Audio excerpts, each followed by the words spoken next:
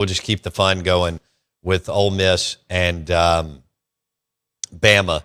And then finally, Cal and the Hogs play tonight against Oklahoma. Oklahoma and Ole Miss are the surprises of the SEC tournament. They're winning, and they're having some fun. So, March. And Chris Beard is taking his team to Hall's Steakhouse. Yeah. Chop House. Chop Excuse House. me. Hall's Chop House. And have you ever been to Hall's? I have not. You'd like it. Yeah, I mean, they don't have chicken strips, so you'd have to figure it out. But you can navigate it. I mean, they don't have a blue plate, but out. You know, they do have a porterhouse and a bone-in ribeye and I can manage some other things. So, you know, they may or may not have cornbread. Do they? I don't know. I'm not a cornbread fan. Are you not? Well, oh, you get the fake rolls. Yeah, give me the rolls. Yeah, with a lot of fake butter. I like cornbread. It's all right. Okay. When the right people make it, it's pretty Oh, no, it can be terrible. Yeah. And it can be like Hush Puppies. You know, it can be real hard, too much crap. See, yeah. Too dense, too thick. Good, right? Yeah. Like, really my mom makes Mexican cornbread. It's amazing. I like that. But it's light. What I mean by light is I don't mean light like light calories. Right. No, it's just not dense and heavy. Right.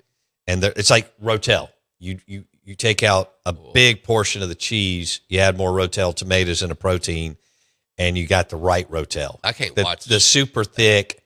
The way it's kind of made regularly does not go. You got to have the culinaried up Rotel. Yeah, don't they just get that Velveeta cheese and take it straight out of the cardboard box? Yeah. That is disgusting. But we've got a Hoops Friday, and the Ultimate March Madness menu starts with us, doesn't it? Oh, well, yeah. I think it does. It starts with an ice-cold Michelob Ultra or Key City beer. I tell you what, that Mi Vida Mexican lager is delicious. But you may want to go Mississippi Queen or Mississippi Pilsner, and then you get into some wing. Are you more wings or sliders? Wings. Okay. Sliders are teas. Okay. I don't need that. All right. So between wings, pizza, and sliders, which direction are you going? Wings, pizza, game day food, SEC tournament, or March Madness. You got you get to pick wings, and let's say they're all really good. Yeah. Okay. Yeah. Wings. I'm not talking about like Domino's pizza. Sure. All right. So wings, pizza, sliders. Wings. Yeah, I am too. Yeah, wings. Even though I do like now. I love all three. Yeah. But I'm going wings first because it just doesn't get any better than wings and a cold beer in a game. Well, I'm glad we're acknowledging wings in that space. Yeah. Because, it didn't used to be like that, right? They used to be an add-on. Wings? Yeah.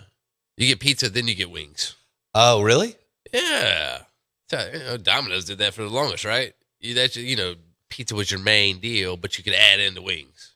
I missed that. That was after I stopped. So, in the 80s and 90s, I was getting Domino's. And then I hung it up. The fact that when we moved out to the lake, pizza didn't deliver, which I think worked out for us. Yeah.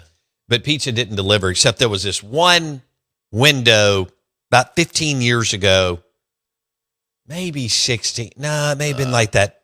May have been 16 or 17 years. There was a Pizza Inn, I think, over here. Yeah. In the kind of Kroger Colony Crossing. Is that what it's called? Colony Crossing with Home Depot? Yes. Okay. Salad Mookie's is over there. You know the drill. There was a Pizza Inn at the end of the strip on the side. It's kind of away from the hustle and bustle of Kroger and Home Depot. And they delivered once to our house. One time. And we thought it was incredible. Now, DoorDash or the other ones will come out. They do come out there? But we didn't order pizza delivery for the kids. And that's all I grew up on. Yeah, right. Because I lived in Belhaven by the first Domino's that was opened in the city. Right. Which was across from Baptist on State Street. So I lived there. I could walk up there, ride my bike up there, or they would just deliver. They knew me. Luxury. There's usually a bunch of Belhaven kids in there that were working. Were you there? That's what I want to know. That's what we need to know. Did anybody deliver pizzas in the 80s? Yeah, because I want to know how you got to the 80s. Yeah, because I want to know how you got to the homes. Anywhere. Yeah. Did you deliver pizza in the 80s? Really, the only pizza delivery was Domino's. Was it? Pizza Hut didn't deliver at that point. They would later, and Papa John's didn't come in to play until the 90s. Really? Hold on now. So I think the only delivery was Domino's for a few years. Really? Yep. Then they opened one on Northside Drive, right there by, almost right behind Broad Street, but not to the right, more towards the street, but behind. Wasn't it on that little street by St. Richard's? Yeah, right there in kind of that back street that winds around behind Broad Street and St. Richard's, because we used to play.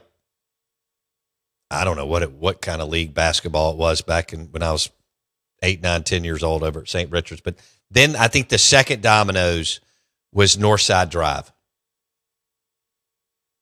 Yeah. And then they kept, open. I'm not saying they opened one every other month, right, yeah. But they opened, like, I don't know when you'll have to tell me or ask somebody when Clinton got their first one. Like what year? Oh, Lord. Yeah. And then it went to Pop, I know you had a Pizza Hut. Everybody had a Pizza Hut, but again, they had to counter Domino's. That was a go in and sit down. Sit down, right. Yeah. And then they changed their model. That's right. It's like UPS is having to change their model with Amazon kicking their tail. Right.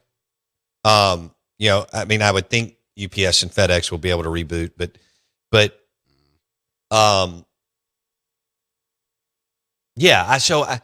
the first, I think Scott's right. The first Domino's was Bellhaven on State Street. Yeah. I think in Mississippi. I want to know who owned it. I would too. If it was local or national. Like, did some guy or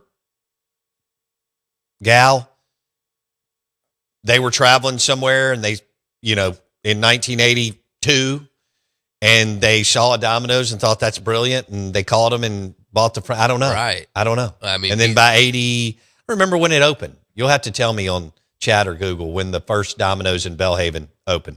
So pizza delivery itself didn't become a thing until after World War II, obviously.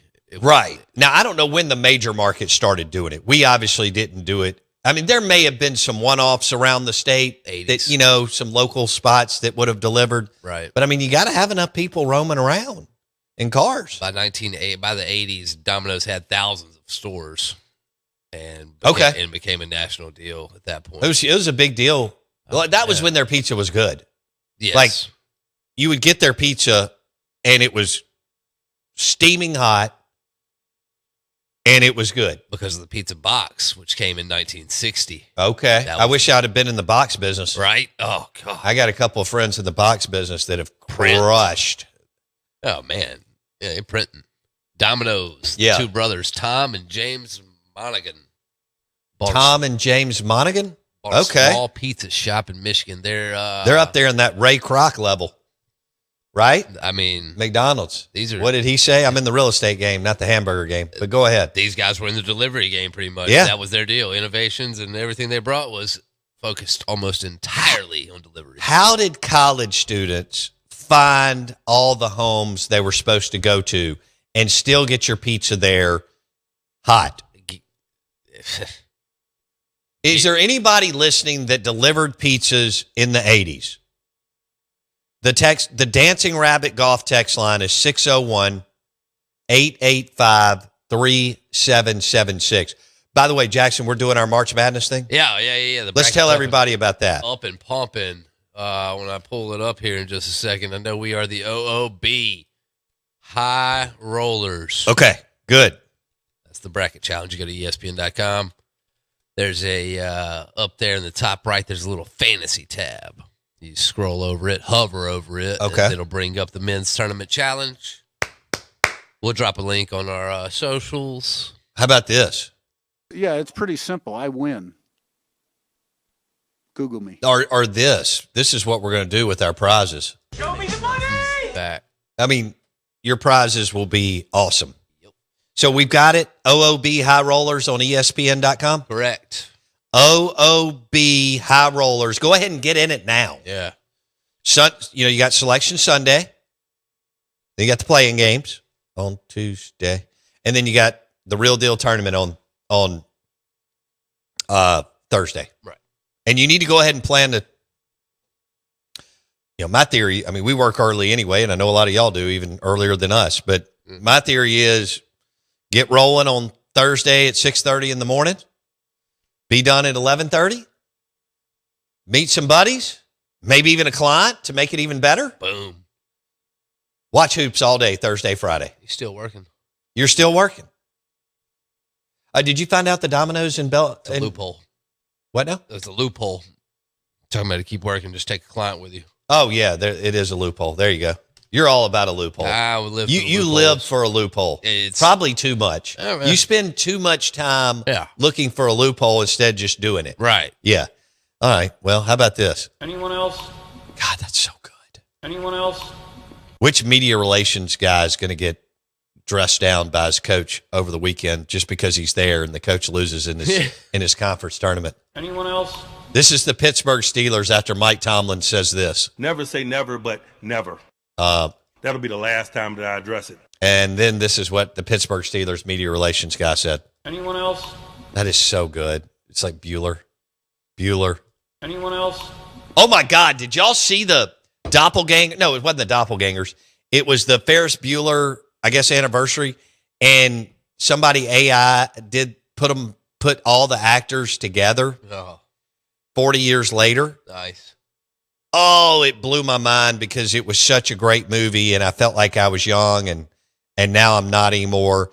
And it went through all the iconic actors in that iconic movie of what they looked like when they were in Ferris Bueller's Day Off and what they look like today. No, that's pretty cool. Yeah, and actually, several have held up.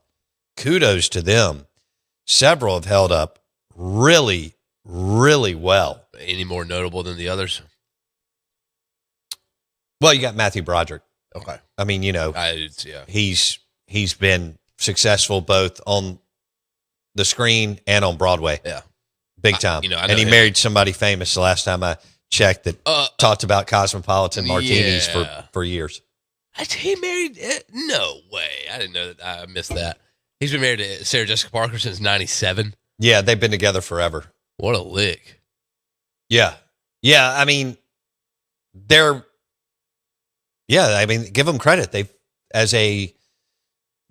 kind of a Hollywood couple. They live in New York. Yeah, But they've been part of Hollywood and Sure. acting and all that. Yeah. I know him as Inspector Gadget. Okay, I got you. He was a childhood actor, so I mean, I remember him from even before Ferris Bueller. Okay, yeah, nice, yeah. Yeah, he was doing stuff at a young age. Yeah. Man. But there were some other actors in that movie who worked for years. Yeah. They may not have been like Tom Cruise. You don't have to be. They had work. They played amazing roles and parts. This got to be wrong. What you got? Domino's didn't open in 98. No. I was getting Domino's by 80 at my house in Bellhaven on Pinehurst. I'm just guessing 84. All right, let me 83, 84, 85. Let me find someone who knows. Yeah, that's wrong. way off. Hell, by then it was all over everywhere. I mean, even in smaller towns in Right. Mississippi. Yeah. Right? I mean, a Meridian in Hattiesburg had one way before then. Type. I mean, which when are did they great debut? towns, but not as big as Jackson. Were you still like a Domino's faithful whenever they debuted the square? Because then they debuted the thin square. Are you talking about the crust. thin crust? Loved it. Yeah. So we lived off the thin. Once they went from hand tossed to thin crust, God. I was all about it. Mhm. Yeah, I can do either one. Yeah. But That I like, like the wood fired pizzas that we see around now are fantastic. Yeah. Because they're kind of a combo. They're still pretty thin. Yeah. Not so, they're in that middle space. But yeah, dude, when did Domino's roll out the thin crust? Do you know what year? Let me see. Because it was hammer time. Wendy and I in grad school, we were so broke, we would order a Domino's pizza and have a bottle of wine. And the pizza, the thin crust pizza would last us 2 days. And somehow it doesn't now. The wine would last us more than one night. And we thought we were big living. Oh, yeah. And that was like, the pizza was like $10 and the bottle of wine back then was $10. 93. And it wasn't out of a box. Oh, it was 93. They went thin crust in 1993. That's bad. That's when we put the hammer down. That's yeah. Yeah. Yeah. Dang. Love. I mean, I don't eat it anymore, but I'll eat a wood-fired pizza from Taste Italian Kitchen. But or I'll get a slice of, we've all had a slice of pizza on the street in New York. I mean, that's fun. You do that experience, right? But, I did it to do it. I can't believe I'm not doing, I know you probably can't believe I did it. I was with a friend of mine who lived in New York for 6 years. Okay. And he took me to the place that he felt like we needed to go to. Okay, all right. It wasn't just random. We walked out of the Marriott, took a left and a right in Manhattan, and went to a pizza slice place. I'm with you now. Okay. Yeah. Yeah, I can buy that.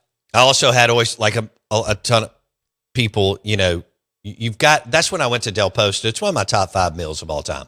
Mario Batali. Yeah. It was before the Me Too movement got him and COVID. I can't remember which one, if it was Me Too or COVID, but he got taken out. Mm-hmm. He and who's the other big chef? Bobby Flay. Bobby Flay. Was it Bobby Flay they got? It may not have been Bobby Flay. But anyway, I had Batali on the show back in 2004 or 5. Dang. We had Mario Batali on the show because he was tied in with Two Brothers. And this is not Two Brothers, right, the awesome bar and restaurant in Starkville. This is Two Brothers, the seasoning and like what Jonesy Q does. Okay. But these guys rolled it out in like 2003, and they did a licensing agreement with NASCAR. Dang. Yeah, it was a group out of Old Waverly. And nice. Then, so we got tied in with them. We had a big Two Brothers party at Waverly Waters, which was really cool, where they brought in a pit. Before people called people pit masters, they brought in a guy who was part of the NASCAR chef team. Oh, nice. To cook for us. That's nice. And at Waverly Waters, which was incredible. And because they cooked for like 36 hours straight. It was unbelievable how much protein and meat sweats I had during this time. Yeah. They did a deal with Mario Batali back then. Dang. And that's how we got him on the show. That's pretty tight. He was a fan. It's before I knew how to interview people. He was a good interview. If I'd had known what I knew just a couple of years later, sure, it would have been even better. Yeah. It's kind of like when I had Tark the Shark on. I didn't know how to interview people, which really ticks me off. I'd have had the ability to get more out of them. Right. But when I went to Del Posto, my buddy took us. He picked up the tab. Nice. Over 5K. Woo. Which I don't have. Woo. And let me just tell you something. It was unbelievable. Unbelievable. 5K for 2? No. Oh, okay. I was like, y'all 2 ran up a 5K. Okay, yeah, that makes sense now. What y'all were eating? Yeah. Were you about to say you ate an oyster on the street? I thought you were about to say something about oysters. Oh, no. We went to Central, whatever the place, Central Station. Okay. You go underneath and you go to the cool oyster bar. Okay. I've never been. Most everybody's gone to New York does. It's fun. They're quality oyster. You trusted an oyster from the street? No. Okay. All right. It's a cool restaurant. Okay. Kind of in the whatever. Yeah. Central Park. Yeah. Okay. Yeah. For a second there, I wasn't real No, sure. I'm not going to a vendor and doing that. I wasn't buying that. All right, what's the deal here? Friend delivered pizzas in Greenville in the 80s. He made $200 or $300 in tips every Friday and Saturday. Dang. That's incredible to me. Oh, that's heat. Let's see. Oh, okay. Mazzio's may have rivaled. They may have been delivering right around the same time. We'll have to get the timeline on the Domino's in Bellhaven. Right. Have you got it yet? No. Okay. And they started delivering. And then when Mazzio's started delivering, and then when Pizza Hut went into delivery mode, and then when Papa John's did their thing. I'm sure there was some other, pizza delivery places. Random ones, right? Yeah. But let's go with the timeline of Domino's, and then what happened in the whole space with Mazzio's, Papa John's, and Pizza Hut. That's what we'll do on this Hoops Friday. I like it. All right, good morning. Welcome in. We are the Out of Bounds Show. Speaking of wood-fired pizzas, check them out at Taste Italian Kitchen in the Renaissance. You'll have to make a reservation. TasteItalianKitchen.com.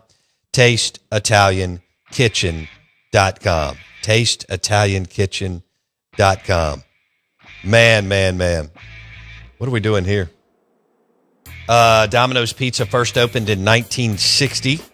Jackson just told us, Tom and James Monahan. Sounds good to me. What visionaries, man. Absolutely incredible model. Hey, if you delivered pizzas in the 80s, I need to know. We need a story or two. Will you text us on the Dancing Rabbit golf text line? It's game day, baby. The text line 601-885-3776. The Ole Miss Rebels and Chris Beard, they're in the quarterfinals tonight against the Alabama Crimson Tide. But Kentucky and Florida will kick it off. So find a place to grab your favorite burger or wings and an ice-cold Michelob Ultra at lunch. 12 o'clock tip, the Cats and the Gators.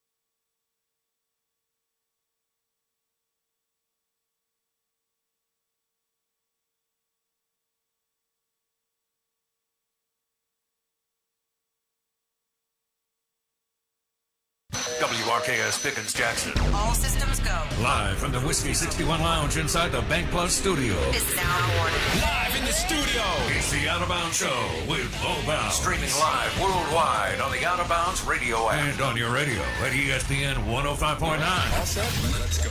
The Zone.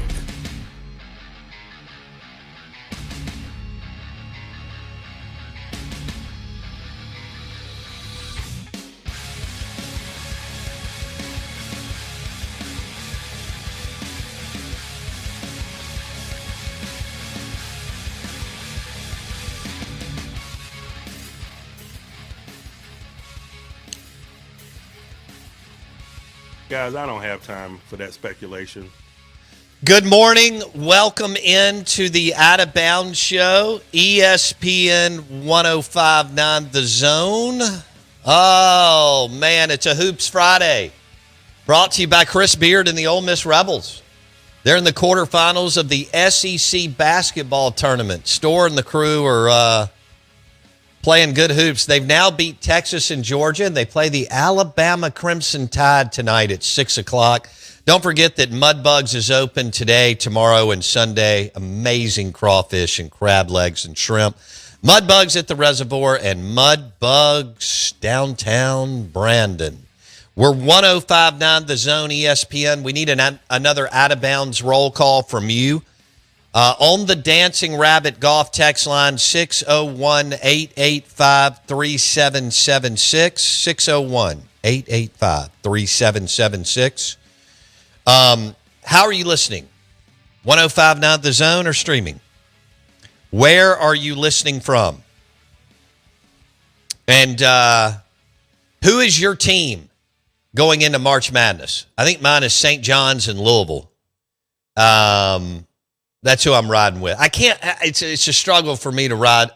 I'm fascinated with what Calipari has done at Arkansas, and Acuff is amazing. I don't know how healthy he. I guess I'm sure Arkansas media has been talking about this nonstop because he's arguably the best player in the country. But freshman of the year in the league and player of the year in the league. His name's Darius Acuff. He's got mad skills. And if y'all are watching tonight on your back patio, or according to Steven, in Ocean Springs, thank you for the picture in beautiful Ocean Springs this morning from his beautiful home. But if you're on your back patio, your deck, your courtyard, and you're watching tonight, and he plays, I assume, then you're going to be in for a treat because Darius Acuff is an absolute baller, but he ain't the only one on that Arkansas team that can go. And they got some dudes. I mean, I know Florida ran away with it. And look, when you win the league by 3 games, that's running away with it. And Florida did. But Bama and Arkansas, they got some players too, man. Vanderbilt's dangerous. Tennessee, they're kind of Jekyll and Hyde to me. I can't really put a finger on them, but they're capable. I mean, they got players, but damn, Darius Acuff is a player. He is worth sitting down this weekend and watching the Hogs if he plays. They held him out of last week, the last regular season game. I don't know. Who knows? I mean, Cal's, they've all talked all week, the physical therapist and this person and that person. I have no idea. I love it. Lower extremity. I mean, ankle, but I mean, he's fine. I say that it's not like a major injury, but you want to make sure the focus is next week, right?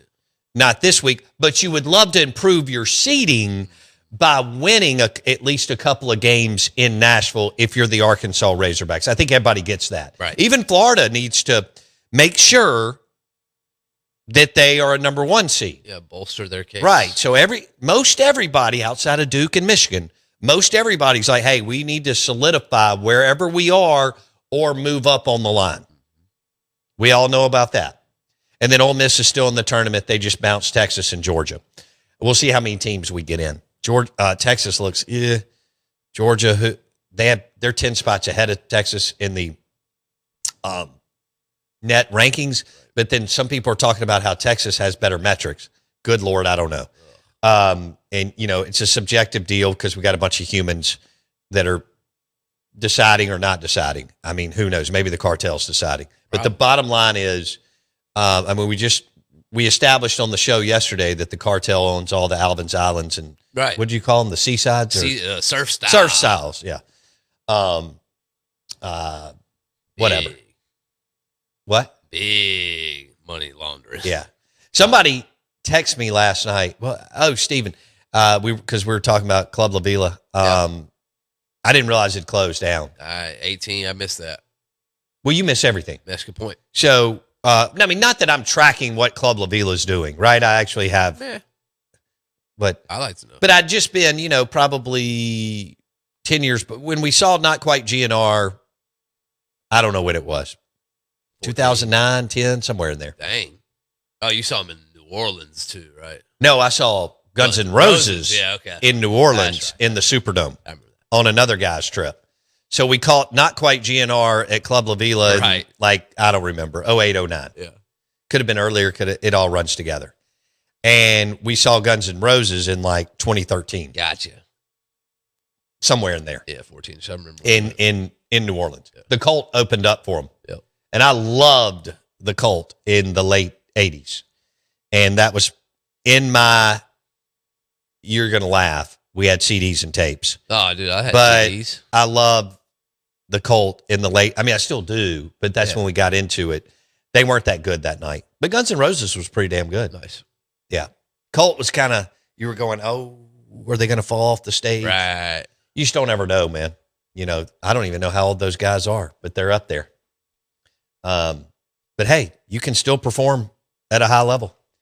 Depending on if you've taken, Axl hadn't taken care of himself, whereas Slash, I know it looks like he's, but he went with Velvet Revolver and continued to be an adult and produce good music and has taken, he looks good, moves around. Right. Axl, you were thinking, good hell, you need an EMT right beside him just in case, right after Sweet Child of Mine.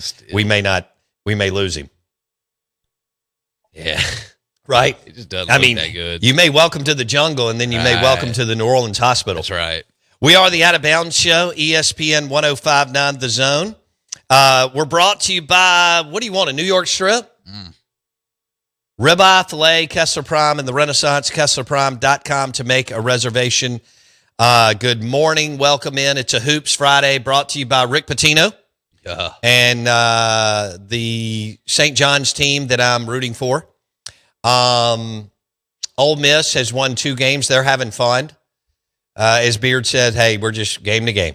We're just seeing where this thing goes. But his team didn't quit. That's right. I think he'll have a better chance to retain who he wants to because they're all kind of having fun and in a good spot because you win in the end. And they're playing team basketball. Right. Look at I don't know why it took this long because they looked worse than Mississippi State at times, but then now Mississippi State got blown out more. Ole Miss had a bunch of 1-bucket, 2-bucket games. But now there's something that Chris Beard drinks on Monday morning of conference tournament week. And his brain gets it's like him going in a hyperbaric chamber. Right. Yeah. And then he comes out of it and they go from whatever they were to 5 times better. So they beat Texas, may have knocked Sean Miller, one of the best coaches in the country, out. They just beat their former point guard and Ole Miss alum, Michael White, last night, as y'all watched and I watched. And they just dominated the first half, and Georgia just dug themselves, even though they came back and outscored Ole Miss by 10 in the second half. That's what happens when you let Ole Miss dominate you, especially those last few possessions going into halftime. Credit to Ole Miss. And so Beard and Storr and Elias and all these guys are seeing what they're going to do today against Alabama. I think I'm also cheering for Louisville. Okay. And I may pick one more team. Hey, we've got our tell them real quick. Where is it? OOB High Rollers. Boom. Bracket challenge on ESPN.com. All right. And we're going to have some great prizes. OOB High Rollers on ESPN.com. That's going to be our bracket challenge. Back in a second. Steve Palazzolo at 8:30, Bar 2 at 9:30.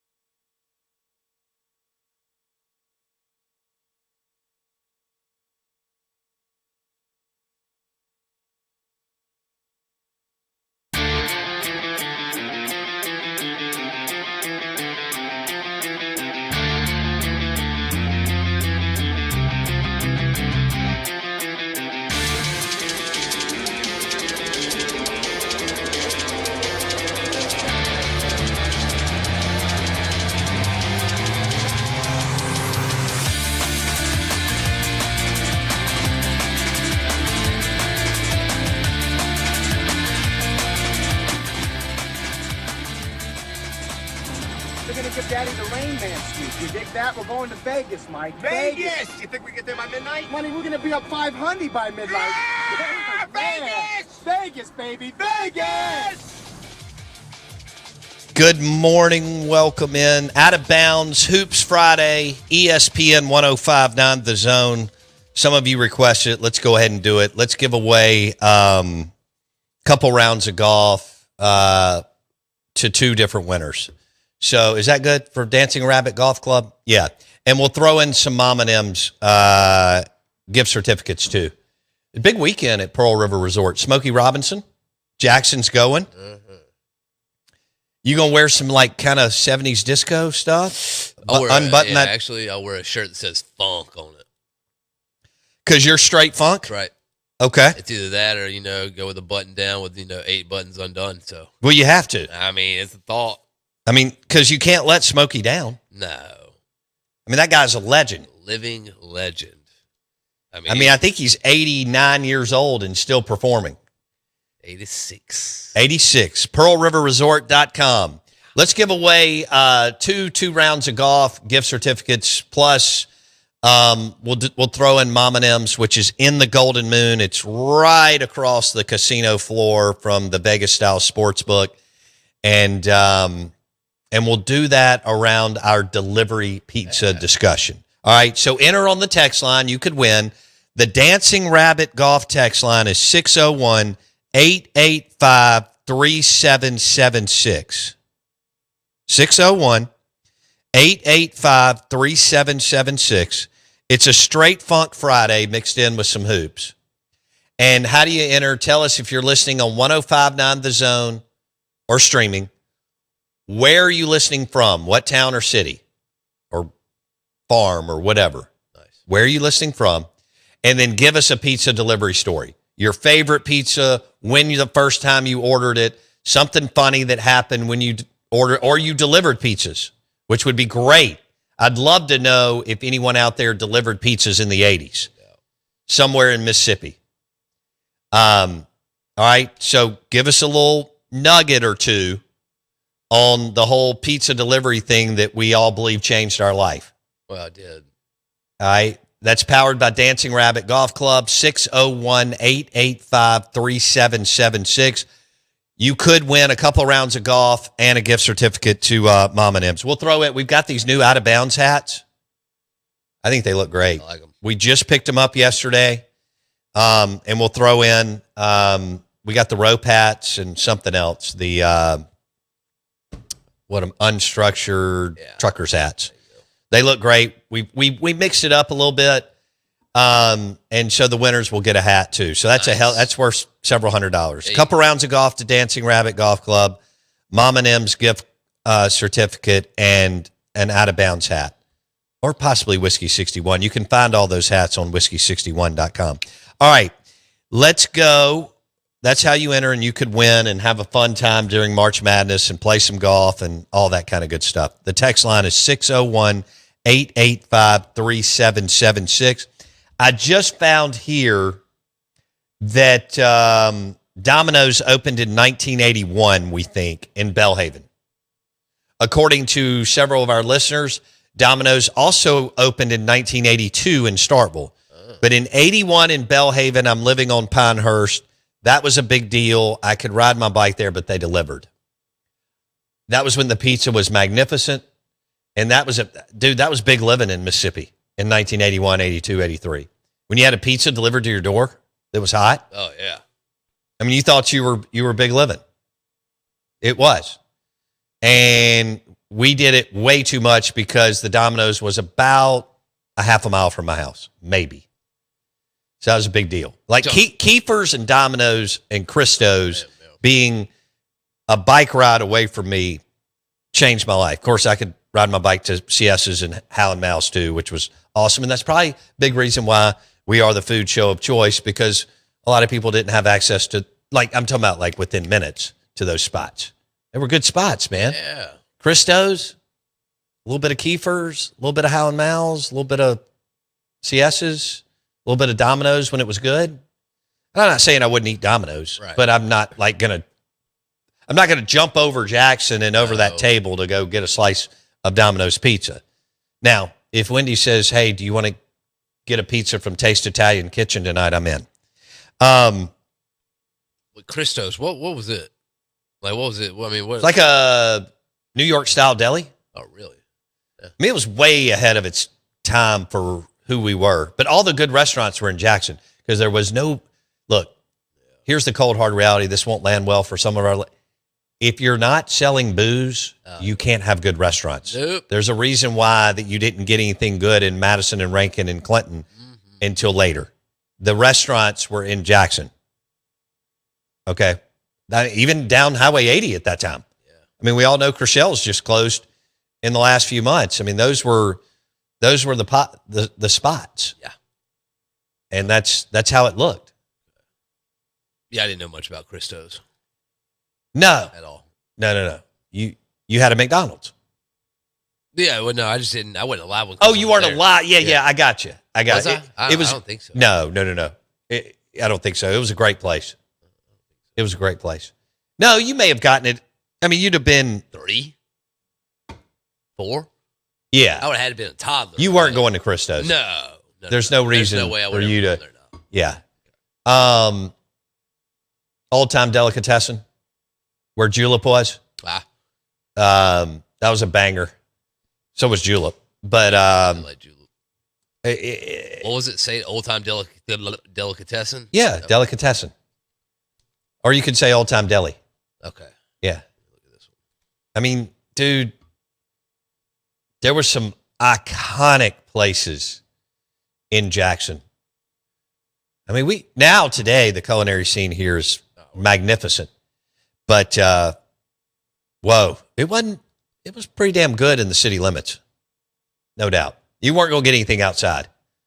Because, again, you have to serve a beer or a glass of wine or something to be able to make it work. What was the steakhouse of choice? Well, Shapley's opened in 85. That's Ridgeland. Oh, steakhouse in town. Gotcha. Like okay. city limits. Well, Chriselle's was technically in the city limits. That's correct. And I'd have to think. Like, where was the go-to? And when did Shapley's open? What was the place over there by Bravo? Long before Bravo. Damn, I can't remember the name of it. What was the steak place? Well, let's ask our listeners. In 1980 to 84, roughly, what was the steak place in Jackson, Mississippi? The text line is 601-885-3776. You said Shapley's came when? 85. 85. Yeah, Dennery's was open on High Street. Yeah, that was big living. That was fine dining. Yeah, we still got a Denny's. No. The Dennery family. That place was wild the way it was designed, but worked somehow. Somebody was on some psychedelics. Nice. But how many people got married there? 9,000? Because there were only so many spots that you could get married. You know, I mean, the Country Club of Jackson in 1981 was small time and about 2,500 square feet. Right. Yeah. I mean, people still got married there. Yeah, I need to see the Sundance or the Sundancer menu. Yeah, I don't know when Nick's opened. Shapley's was 80. Nick Apostle's one of the legendary guys somewhere in the 80s. And yes, he had steaks and seafood. He's one of the greatest chefs and restaurateurs in the history of the state of Mississippi. Steve Palazzolo on the NFL draft moves. Coming up next, we are the Out of Bounds Show. We're brought to you by the Mississippi State University, Bagley College of Engineering. You want a world-class degree, visit their website today. We'll tell you more about it on the other side.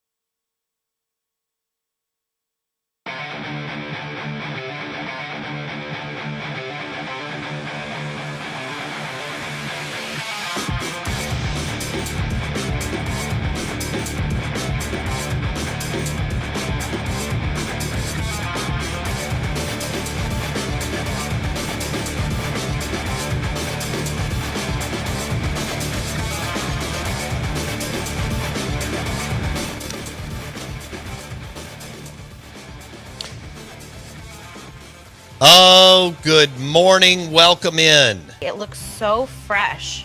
We are the Out of Bounds Show, ESPN 105.9 The Zone.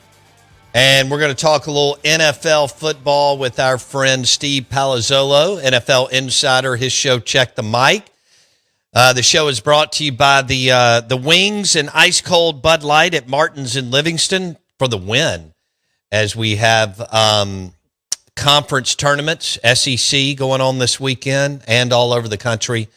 Ole Miss is still in the tournament, the conference tournament in the quarterfinals. They'll play Alabama tonight at 6 o'clock. Nate Oates and the Alabama Crimson Tide, who are trying to improve their seeding. Ole Miss has won 14 games this year, 12 going into the tournament, but now beat Texas and Georgia to find themselves in the quarterfinals of the SEC. And the double bye teams haven't even played.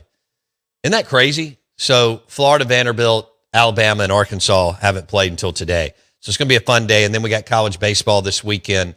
Mississippi State at Arkansas, and Ole Miss plays Texas. We're getting in the first series of the 30-game gauntlet of SEC play. So it's going to be a ton of fun here and everywhere with March Madness. But we got to talk some football with Steve P. on the Farm Bureau Insurance guest line. Good morning, buddy. What's happening? Same old, just getting ready post-free agency, turning back to the draft, and no time to watch basketball for me. Yeah. So, all football all the time. Do you want to walk our listeners through your thoughts and everything that happened with the Max Crosby trade and then no trade? Sure. We don't really know everything, but we live in a day and age where there's a lot of experts online who certainly know, and they want to project things. So I'll tell you, two things can be true at the same time. I think the Ravens probably got some kind of report from a physical perspective that, hey, the long-term prospects for Max Crosby might not look great. I bet there's some kernel of truth in there. And we're talking long-term prospects. Now, the fact that he just had meniscus surgery, they're not backing out because of a physical because he can't play next week. It's likely because there's something long-term that says, look, based off everything that we're seeing, we don't know about how great he's going to be, what type of shape he's going to be 2, 3, 4 years from now. So there's probably a kernel of truth there. There's also probably a kernel of truth in the fact that the physical, that the trade was made on Friday. The physical doesn't happen until Tuesday or Monday. And by that time, free agency had theoretically started. And you look around and it's like, well, no one's going after Trey Hendrickson. And Trey Hendrickson is, he wanted $32 million a year. Well, his market's more like 24. We might be willing to go to 28. And if we could do that, maybe we could keep our 2 first-round picks. And so there's probably a kernel of truth there as well. And when you fail someone for a physical, you're back out of the trade or however you want to word it. It's not like taking a college course pass-fail, either or. It's how much risk do you want to incur as a franchise. And the Ravens, so it's subjective, right? It's more art than science. And so they decided to back out, I think, probably because there was some injury, long-term injury implications, and probably because at the same time it was like, hey, we could go get Trey Hendrickson and maybe keep our 2 first-round picks. And I believe maybe all of that came together and worked together for the Ravens to be able to back out of the deal and to get Trey Hendrickson. And walking us through that, Steve Palazzolo, NFL Podcast of the Year on the Out of Bounds Show. So the Ravens, in your opinion, did what they needed to do, and they won in this deal. Is that fair? Yeah, and again, like the initial reaction is, well, they had Trey Hendrickson, so if that's why they backed out of the Max Crosby deal, it's like, well, if things were on the complete up and up from the Ravens' perspective, and he failed a physical, the next logical thing they would do is to go try to pay Trey Hendrickson. Like that's exactly what would happen if the Ravens were playing it straight across the board.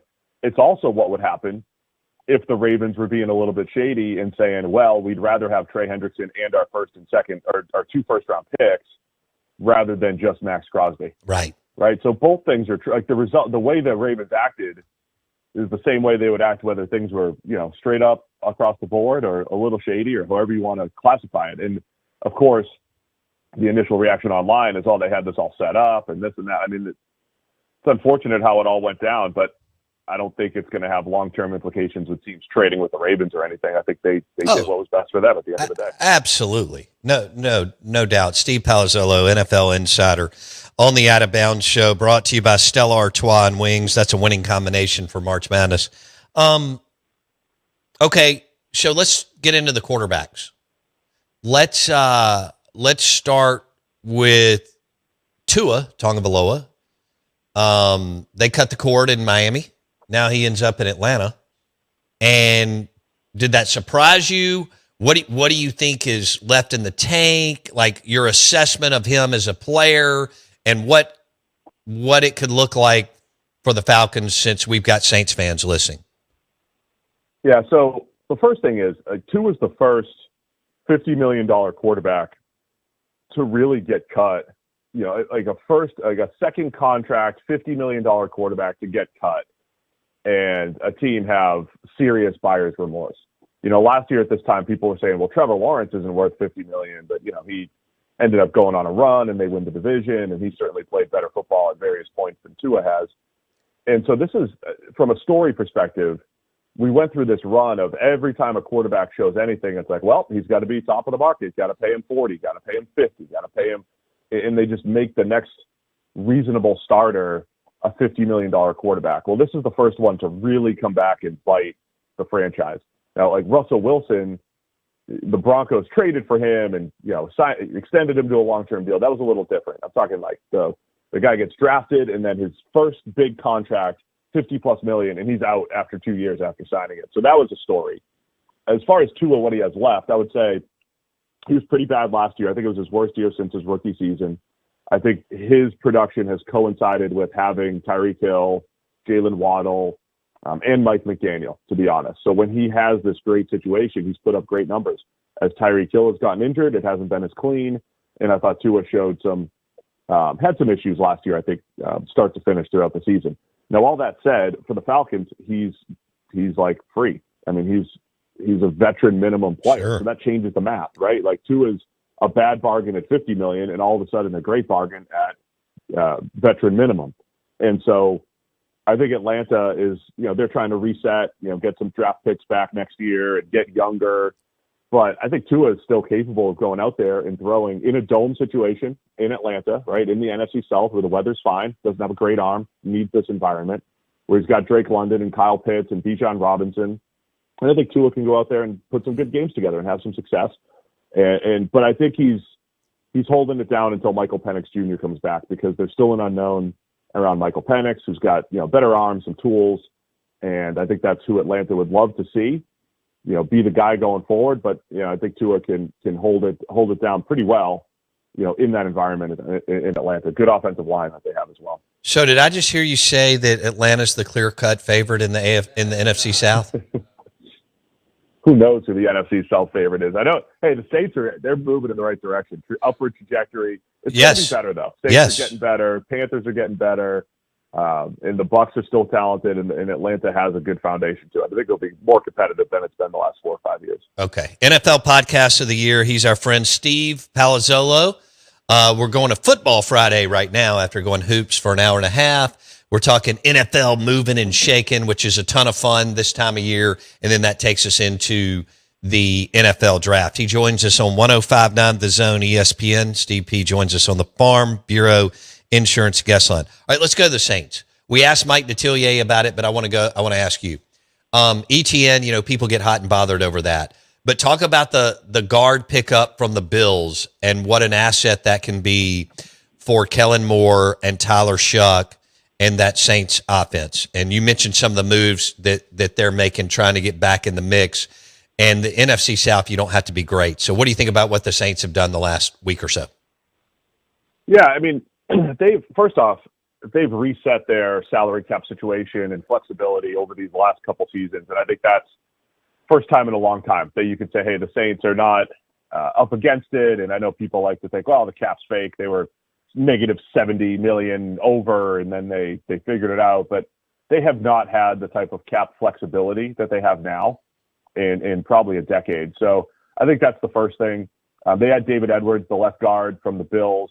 Really nice addition. I mean, when you're talking about building an offensive line, they have the 2 first-round tackles. I think Kelvin Banks had a nice rookie season. Talise Falonga has done well. Rookie 2 years ago.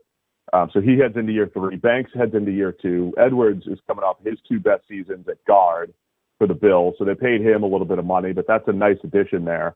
And then if Eric McCoy at center is healthy, that's 4 out of 5 offensive line spots that you feel really good about. And when you're talking about offensive lines around the NFL, it's a good spot to be. Not many teams feel great about all 5 spots. A lot of teams have 2 players, maybe 3 players, if they're all healthy, that they feel good about. The Saints have a chance to roll into next season with 4 out of 5 being really good.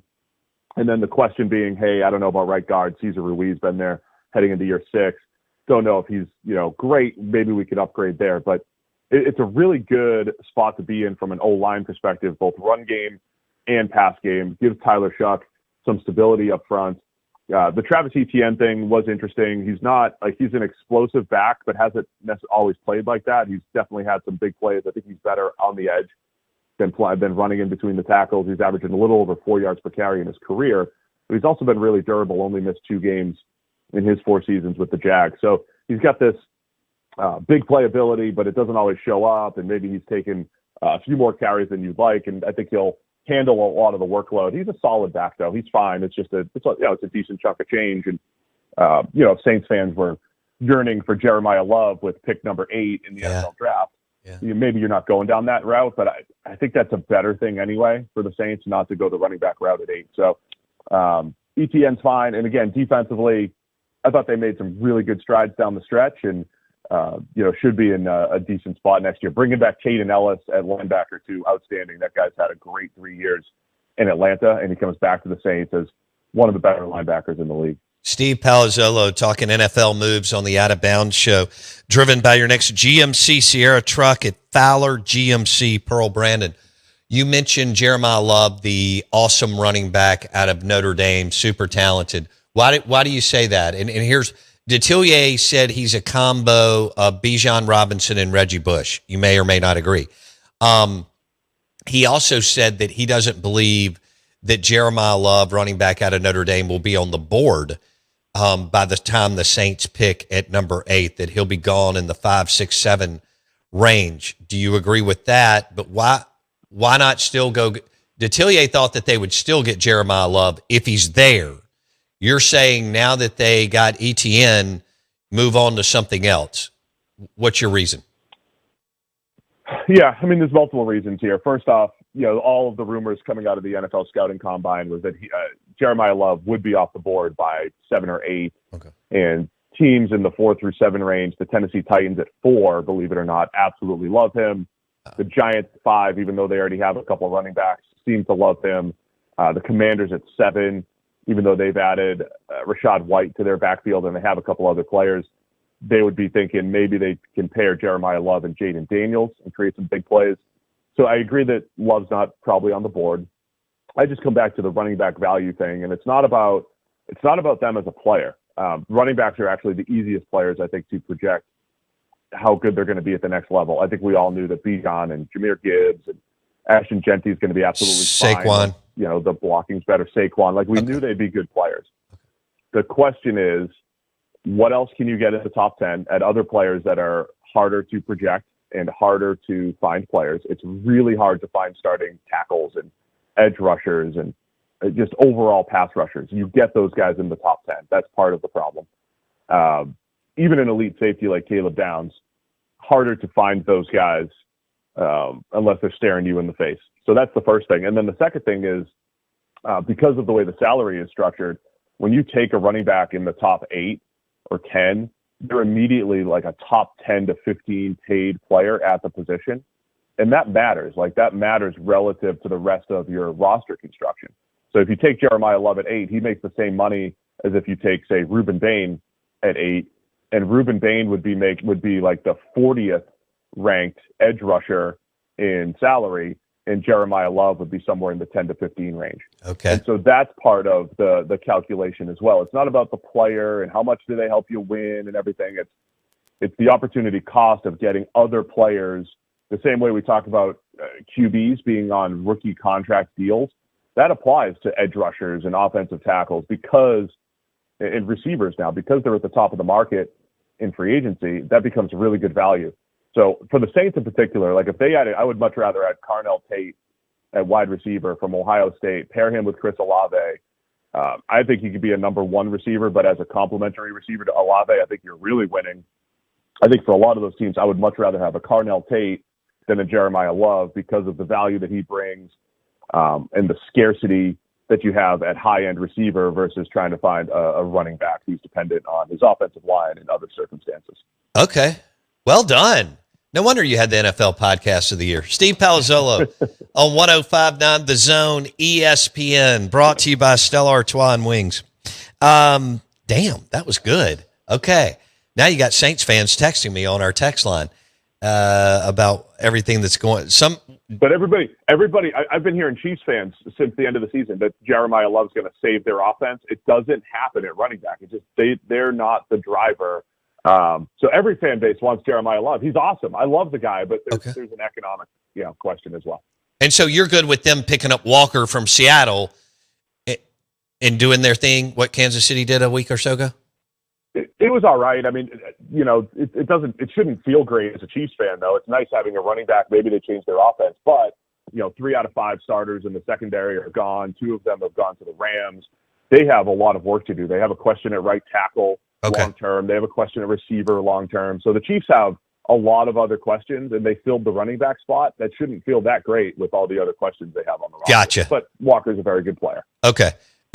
Derek on my text line says Jeremiah Love will be a bust unless he gets behind a 1990s Dallas O-line. Do you disagree with that? I mean, there's elements of that with every running back, right? We saw this with Saquon Barkley. He was a 3.9 yards per carry guy unless he had a great offensive line and had just a little bit of a hole to take it to the house. And Barkley was awesome at when you give him a crease, he could turn a 5-yard run into 50. He's as good as anyone in the NFL. Jeremiah Love has elements of that. Just like a Jahmyr Gibbs, they ran the same thing, 4.36, and Love's bigger than Jahmyr Gibbs. He's got great big playability, but you are dependent on your line. So Saquon Barkley, we saw this, and Ashton Genty is the extreme example. That dude had nowhere to run, was getting tackled in the backfield, carry after carry last year. He's still extremely talented, tackle breaker. He has big playability, but he couldn't go anywhere behind that Raiders offensive line. So yes, running back is very dependent on their situation and what they have in front of them. Damn.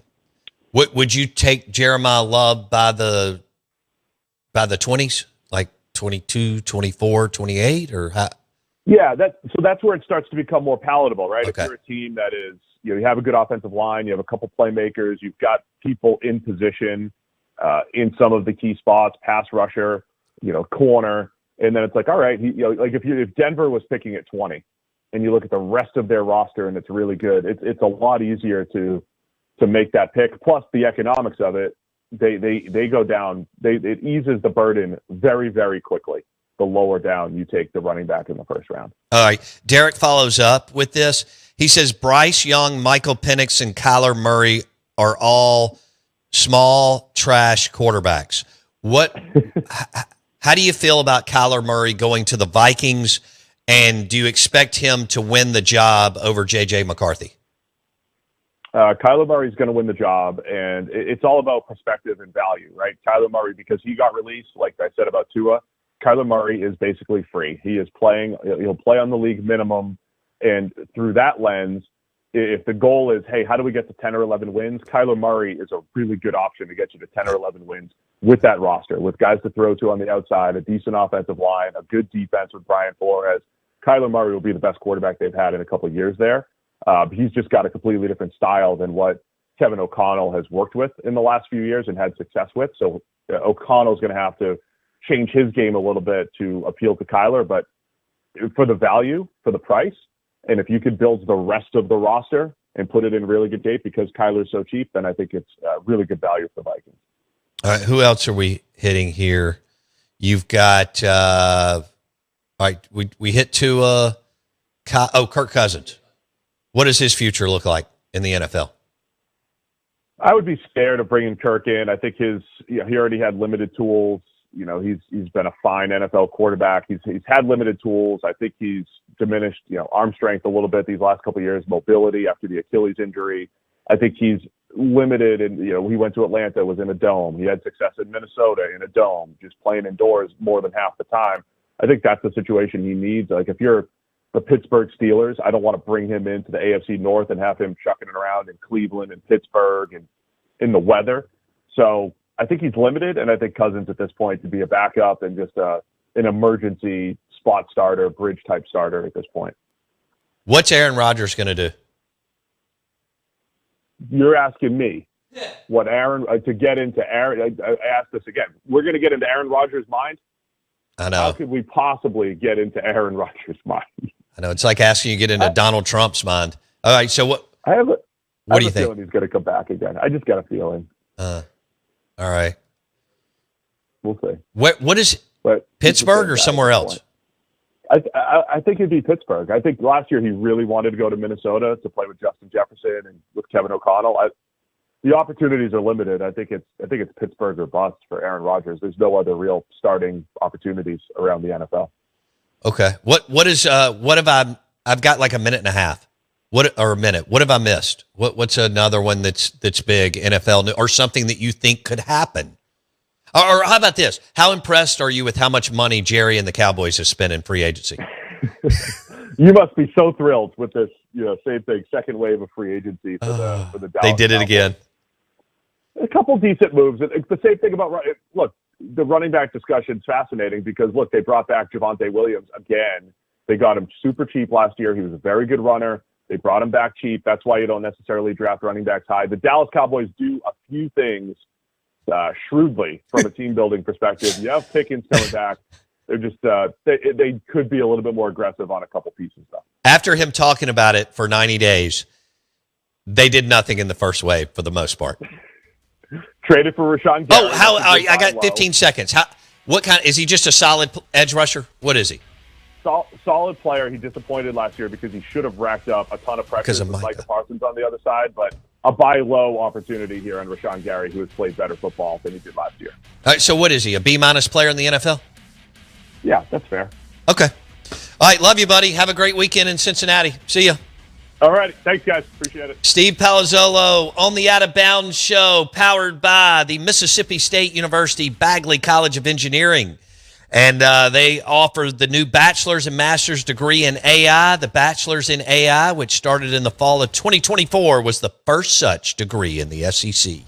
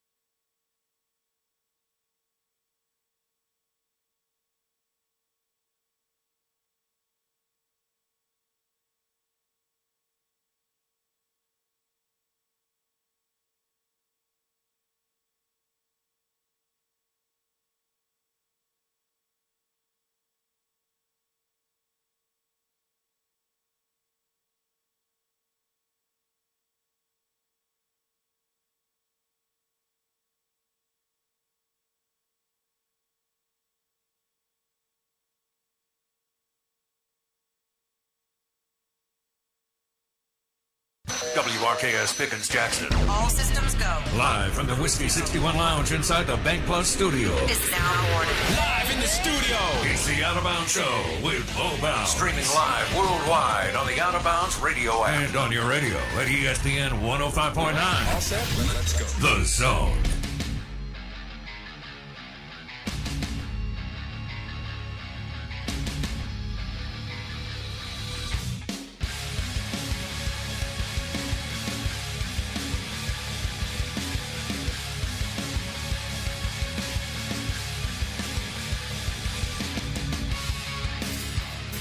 Well, normally what I do is I'll get two venti. I go to, Starbucks, I get two venti of the pipe with 2 shots in them. So black eye in both. That's what I come in with. That's how I start the day, so. Dude, that guy chews concrete for breakfast. Good morning. Welcome into the Out of Bounds Show, ESPN 105.9 The Zone. I'm your host, Bo Bounds. The show is powered by Pearl River Resort. That's the place for March Madness. Inside the Golden Moon, the Vegas-style sportsbook. If you like golf, you've got Dancing Rabbit Golf Club right there with 2 great courses, the Azaleas and the Oaks. The clubhouse is fabulous. You've got restaurant spots like Philip M's at night, the steakhouse, old-school Vegas-style steakhouse. If you've got a group, 8, 10, 12, 20 of you, book the wine room at Philip M's. It's amazing. It's one of the coolest rooms in the state of Mississippi. Ton of fun. We were in there a couple of months ago when we were doing those commercials, and Steve Azar and the crew, Jake Coker, former Bama quarterback. Or are you always a Bama quarterback? Huh. Anyway, book the wine room at Philip M's. Also, the Vegas-style sportsbook, as I just told you, is inside the Golden Moon. And then across the casino floor is Mom and M's. That's open for lunch and dinner. So you got Dancing Rabbit Clubhouse that's open for lunch and, goes into the afternoon, I don't know, till 5 or so. And then we mentioned Philip M's at night, Mom and M's, both lunch and dinner.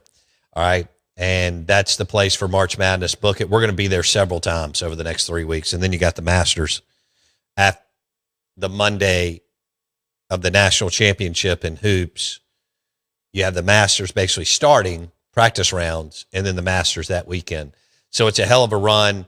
College baseball the whole time. And then that takes us right into the NFL draft. This is a loaded, packed time of year.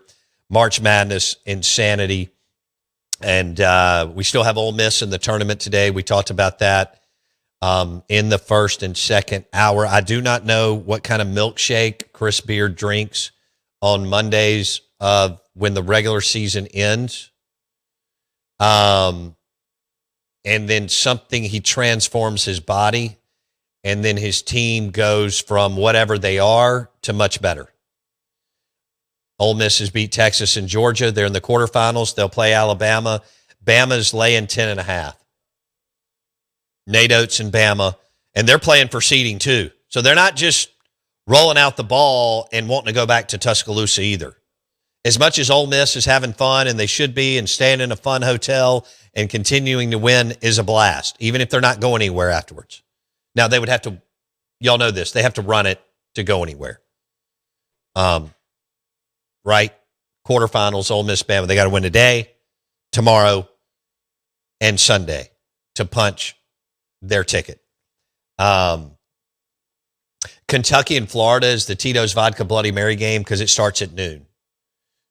You can hit any number of our places that we love to hang out with and represent. But Kentucky, Florida is noon, and Florida's laying 10.5. And Bama's laying 10.5 later this evening with Ole Miss. And then you got Ole Miss and Texas in baseball tonight. Bianco and Schlossnagle. Bianco's won a national championship. Schlossnagle hasn't, but a lot of people believe he's one of the best. I mean, he is one of the best coaches in the country. Is he the best active coach? Well, Van Horn. So Mississippi State's playing the other one. I think people may give Van Horn the edge. It's just Slosh is at a bigger name. Yeah. But better name. Slosh jump from what? TCU to A&M to Texas. Love that A&M stint. Yeah, and then Mississippi State plays Arkansas. Both coaches on the other side, Texas and Arkansas, considered unbelievable, but neither one has knocked down a natty. Yeah. Bianco and O'Connor have. And O'Connor's been to the College World Series 7 times. We've talked. Van Horn's been a bunch. Schlossnagel's been a bunch. I don't know how many times. Bianco's been twice.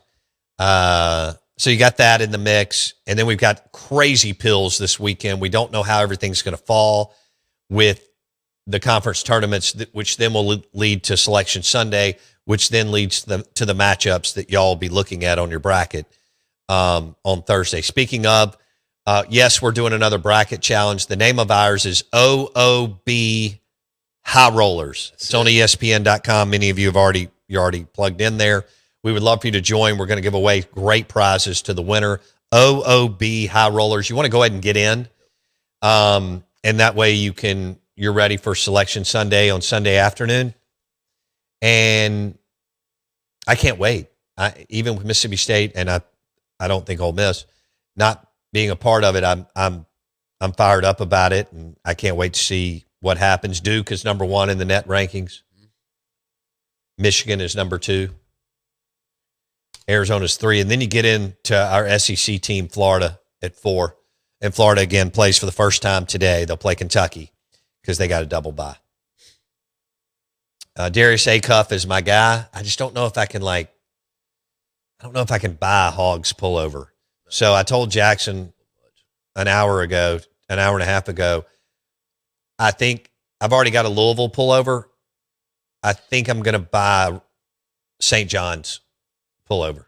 I like that. Ricky P, baby. Ricky P. Best living active college basketball coach. Rick Pitino. Yeah. Mic drop. And then everybody else is scrambling. Yeah. What you gonna? You like to go? I'll shoot it down. I'm gonna win the argument, but go ahead. I love Izzo. That great. Izzo's a phenomenal coach. He's not Rick Pitino. Next. Oh. In today's world, he's not in yesterday's world, tomorrow's world, 2004's world. Tom Izzo is incredible. He's amazing. He has a national title. He beat Billy Donovan. That's right.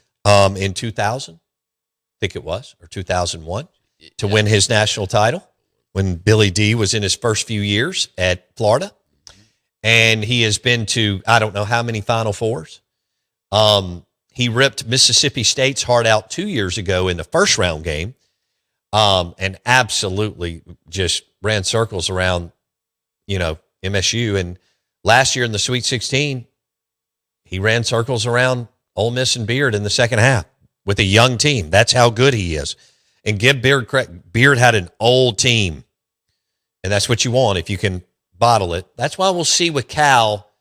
He's got a young, old team. Yeah, but you can't pass on signing Darius Acuff. Right. And Wagner and guys like that. You can't do it.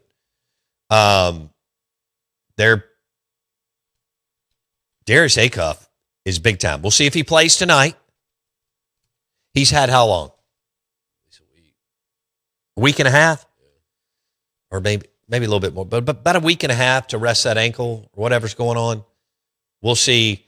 Arkansas, the Razorbacks are still playing for seeding. I like their team. If Acuff doesn't play, you're talking about 22-plus points a game, right? But now Oklahoma all of a sudden kind of pulled an Ole Miss. They weren't any good during the regular season. Now they're beating people.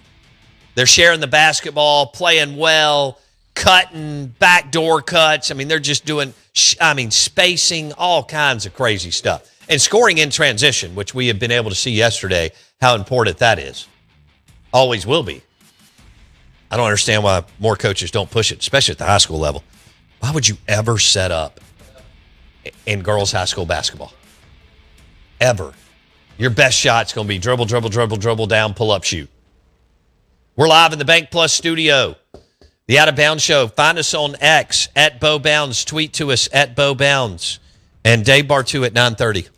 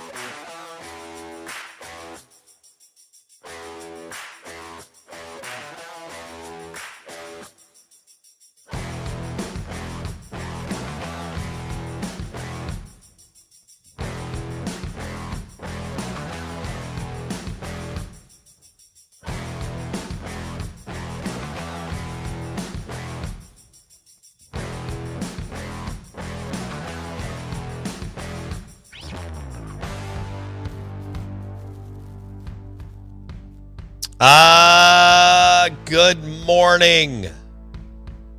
We are the Out of Bounds Show, 105.9 The Zone, ESPN. Dave Bartu, Matrix Analytical. Dave Bartu will join us at 9:30. We'll talk some football and some hoops. We're looking forward to that. He's already up. He's out in Portland, Oregon, and he texted me 20 minutes ago. So the man never sleeps. Dave Bartu will join us at 9:30. We'll talk hoops. He's already given me his pick of the day, but I'm going to tease it. For those of you that are going to wager a little money, all right, and win you a burger, lunch, or steak dinner, Bartu already has his winner of the day. Ooh, baby. All right, we are the Out of Bounds Show.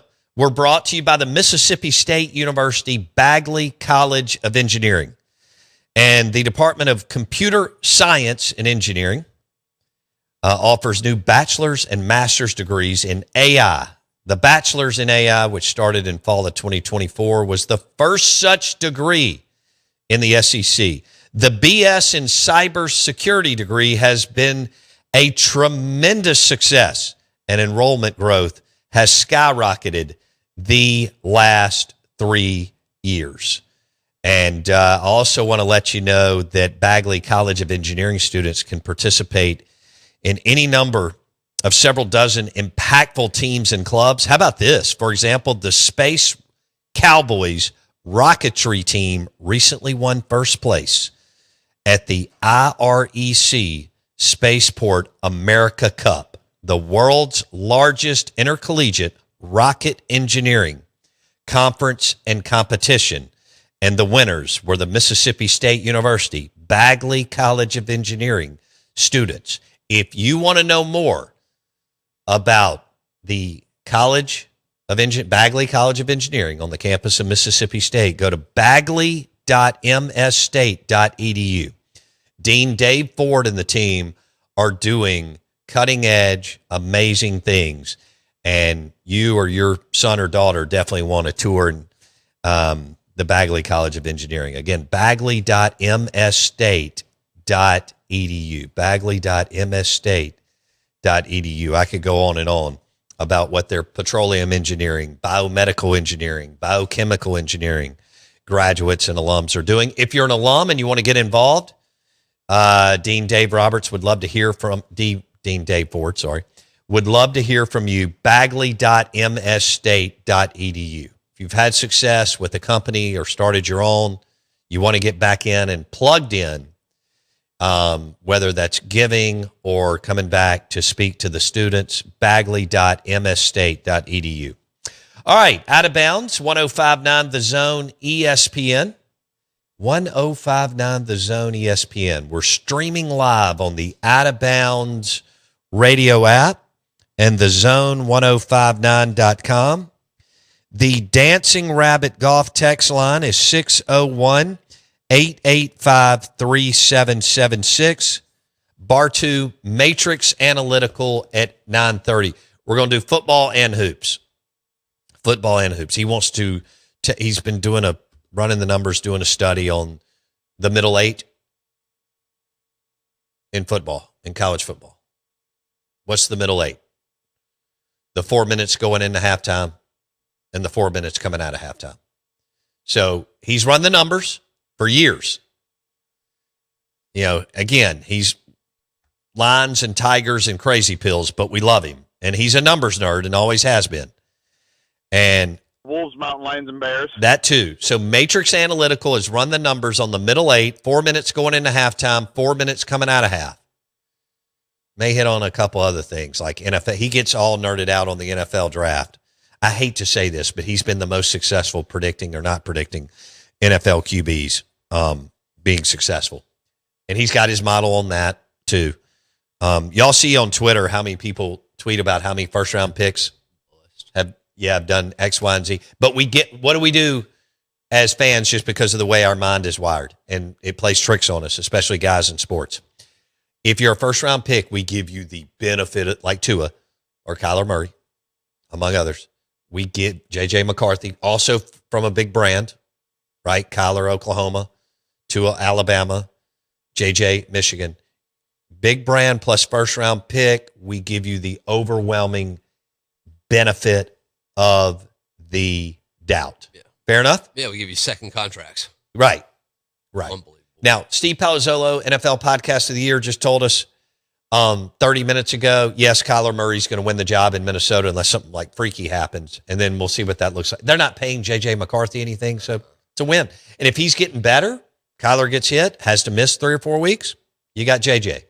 But Kyler will go there, start. We'll see how that looks with Jefferson. Is that fair? And they've got some other people. You know, they've had a good roster for years. They really have. Yeah. They just hadn't quite. It's just hard. The Chiefs didn't make the playoffs this year. They didn't. And their last postseason game, they got embarrassed by the Philadelphia Eagles in the Super Bowl. Run out of the stadium in New Orleans. And Veach, their general manager, Andy Reid, their coach, Mahomes, their quarterback, Chris Jones. These guys are Hall of Famers. But their last postseason game, they were embarrassed in the Super Bowl, and then they didn't make the postseason. I saw where Kelsey's coming back. He is. Damn it, I should have. Steve P said, I don't think he will, but when they offered what they did, he's, why not, right? Take one more year before you go in totally with new media with your brother. Right. All good. Win-win either way for Travis Kelce, tight end for the Chiefs. He's got the Hall of Fame in front of him. He's already got rings. He good. Oh. Yeah, and then everybody focuses on which that doesn't do anything for me, but I get it. What? Breadwinner. Yeah. Well, she is. She would be. Yeah. But he hasn't done too shabby either. And what he'll do in new media the next 30 years of his life will be insane. Didn't they get that $100 million deal from Amazon? Yeah. I don't know how that was all structured. I don't know what the net was. It was still good for Travis and Jason. I feel confident. But I don't know if it was like 50 million.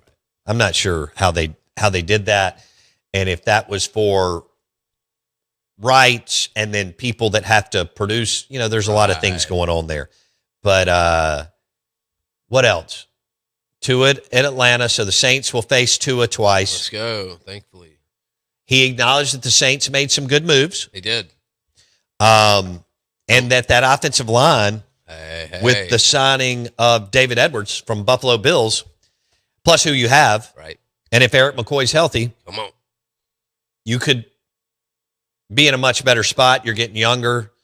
And what did he say? The Saints now have salary cap flexibility, which they haven't had in years. No. Some of it's real, some of it's not, but I think for the Saints it was. But then again, I remember everybody telling me that the Denver Broncos wouldn't be able to win once they cut Russell Wilson and had to pay him all that money. And what they did is they built a ferocious defense and running game with a nice ball control. You don't have to do too much. Bo Nix, although he's a talented kid. And then Sean Payton's just a hell of a coach, and that defensive staff did a good job. Dang, is Bartu next? Crazy Pills. Dave Bartu coming up next on the Out of Bounds Show, ESPN 105.9 The Zone, brought to you by the Mississippi State University. Bagley College of Engineering offers new bachelor's and master's degrees in AI. The bachelor's in AI, which started in the fall of 2024, was the first such degree in the Southeastern Conference.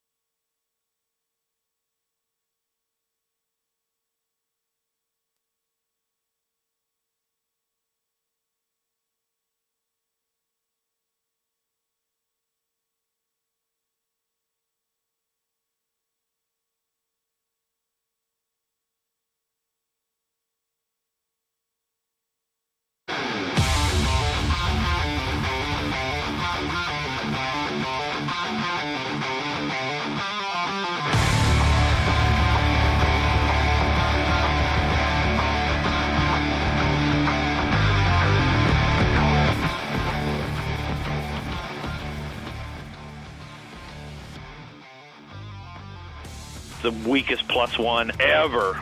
Woo! That is right in the giblets, baby. Good morning. Welcome into the Out of Bounds Show, ESPN 105.9 The Zone.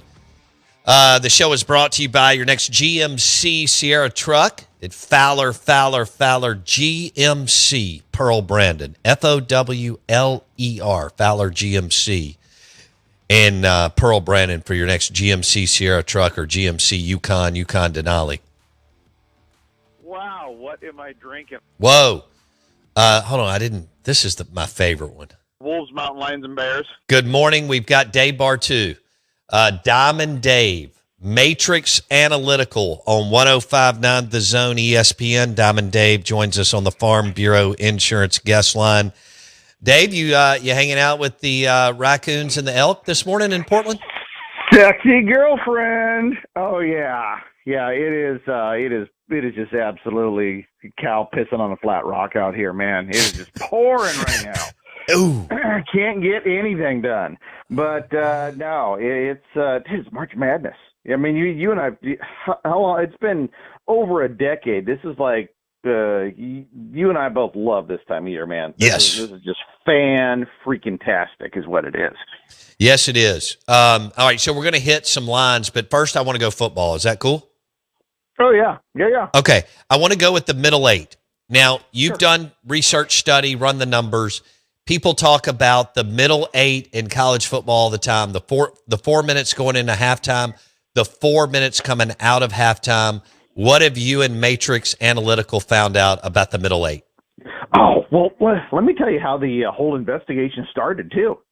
I was talking to an athletic director on a head coach search, and one of the things that we were going over was how do we try to figure out, some intangibles, little things about head coaches. How do they handle timeouts and, penalties, especially non-judgment penalties. How disciplined or undisciplined is your program? And I started going through all this stuff. And he asked about the middle eight. And I was like, middle eight, are people really serious about that? And because I knew of it. And for everybody listening, the middle eight was created, this whole thought process was created by Belichick and Saban back when they were in Cleveland, saying if you win the middle eight, which is, like you just said, the last 4 minutes of the second quarter, first 4 minutes of the third quarter, if you outscored the opponent, you win vast majority of the football games. And to me, mathematically, so you're trying to tell me that middle 8 minutes wins you over 70% of the games in a 60-minute game. That's nuts, right? I never took it seriously because I thought it was a bunch of BS. and so he brings it up, and so I start researching it. And it turns out it is a bunch of BS.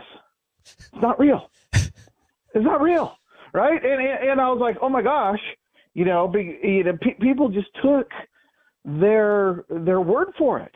That because it was Belichick and Saban saying it, that, oh my gosh, it has to be real. And so I went back, I did 10 years of research on the NFL. I started with the NFL. And so I looked at every 8-minute block in the NFL, right? Because there's 11 of them. There's the first 8 minutes of the first quarter. There's the last 8 minutes of the first quarter. There's the middle 8 minutes of the first and second quarter. And you go through all of those, and I did it for 10 years, every NFL game. And the middle eight actually turns out to be the fourth most valuable 8-minute section in an NFL game over the last decade. And fourth is solid, right? Fourth is really good. But here's the thing, is the fourth most important number is that middle eight. The fifth and the third are almost identical in strength. In fact, of the 11 8-minute segments, 10 of them almost have the same game impact outcome, except one. And in the NFL, in close games, what's the most important 8 minutes of an NFL game? So, the last 8 minutes. That's it. There you go. That's it. If you win in an NFL football games, okay, and the game is close, Because see, you can't count a game. It's like, oh, you won the middle 8, but going into it, you were up 21-0, and you won 3-0. So, the middle 8 won the game. No, it didn't. Shut up. You're stupid, right? The game was won in the first quarter. So, in close games in the NFL, the most impactful is the last 8 minutes. So to me, like if I'm a GM, I'm looking for head coaches. I'm looking for offensive coordinators. I'm looking for guys that can perform well in the fourth quarter. That's what I'm looking for, right? But here's the thing. It's not even close to the same at college football. The middle 8 in college football in the last 10 years is 9th out of 11. 9th. It is absolutely useless. In fact, in 2024, the middle 8 in college football was the most useless correlation versus the other 10 8-minute segments of the game. It was 11 out of 11. So when you hear on Saturday, we got to win that middle 8, we got to win that middle 8, they are focusing on the wrong thing. If you think that culturally that middle 8 is very, very important, then I think you're coaching wrong. I think you got to coach for 60 minutes, not for that middle 8. Bar 2, Matrix Analytical, talking about the most important 8 minutes in the game. And he's right. I mean, people run around and talk about it all during the season, the middle 8. And so he did a 10-year study, and that's not the case. Last 8 minutes. You know what I'd love to know what Lane's last 8 minutes of the fourth quarter looked like, his run at Ole Miss, because I just felt like, Lord, he won all these close games. I mean, I can do that. Right? Okay. I mean, I can break them out. I can do anything with data now. I have run more. It took me over a year and a half to train 23 different college football agents in AI on NFL and college football data. I can do more in an hour than I used to be able to do in a month. Wow. Right? Because I've trained these things to do this stuff and handle this data. So I can go in and look at Lane. Speaking of Lane, though, here's an interesting one. Remember that AD I was talking about? And one of the things he had brought up was he was like, what about timeout usage? How many coaches, because it was his hypothesis that a good coach keeps timeouts in his back pocket until the last 4 minutes of the first half. Oh, what'd you find out? Game. Okay, so in the last 4 minutes of a college football game, totally useless. There's no correlation. Doesn't matter how many timeouts you have going into the last 4 minutes. There's no correlation to the quality of game outcome or the quality of the coach. In the first half, what I did find, though, is coaches with timeouts in their back pockets, are all their timeouts, generally are worse coaches. Wow, right? Are generally worse coaches. Do you know in the last 4 years, the number one coach having the fewest number of timeouts in his back pockets in the last 4 minutes of the first half, right? Because you know, I mean, do you agree hypothetically? A lot of people would say a good coach keeps those timeouts, saves them, right? Okay, who's the number one who did not save them over the last 4 years? Spent almost every single one before 4 minutes left in the first half. Signetti. Yep. Oh my goodness. Guess who's number 2? Brian Day or Kirby? Lane Kiffin. What? Lane Kiffin? Lane Kiffin.